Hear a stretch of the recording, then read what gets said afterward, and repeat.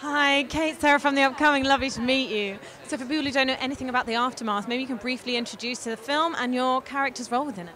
So I play a woman called Susan Burnham, who arrives at the end of the Second World War into Hamburg to meet her husband, who's been based there. And she arrives with Rachel, who is played by Kira's character. They arrive with a lot of prejudices towards the German people. And what Rachel is able to do over the course of the film is to overcome those. And Susan doesn't get quite so enlightened. And what was it like working with James Kent as a director, and also alongside, a stellar cast: Keira Knightley, Alexander Skarsgård, Jason Clarke? Well, when you say it like that, it's quite intense. Amazing.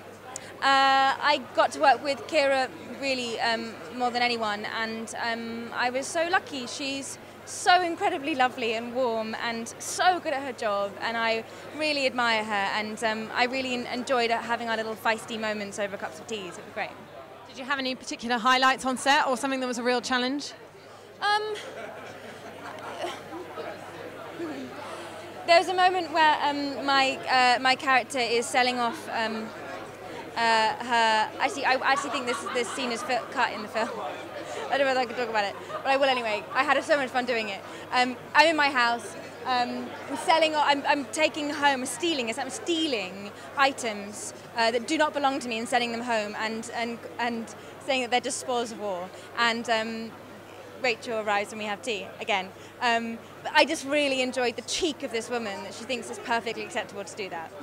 Can you very quickly tell us about what you've got next? More Peaky Blinders and Downton Abbey?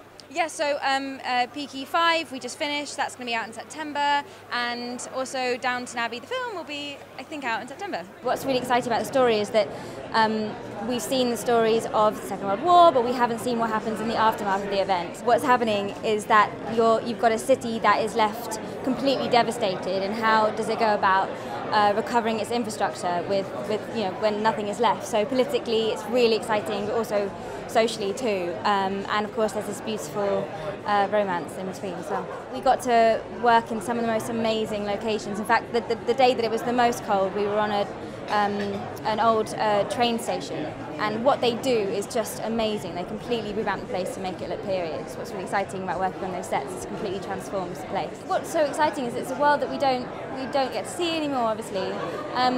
But what the film shows is the devastation that's left behind after the war, and also the luxury that some of the British were able to enjoy, which is actually kind of shocking in contrast. And that's what the film really draws out really beautifully, the sort of stunning interiors and exteriors of what was left over in Hamburg, but also what was completely devastating. I can only speak from a personal experience. You kind of look for those challenges as an actor, and you really look forward to the opportunity to really invest in a role that has so many emotional arcs, and the character that she's playing in Rachel has that. She completely transforms as a character. Well, I think like any film or any television that we watch, it's kind of a form of escapism, and it's a world that we don't get to enjoy or invest in our own lives. So looking back into what was a different world, we can lose ourselves in that, and also I think the cinematographer can have a lot of fun with designing the place, because in our history there's a lot of beauty.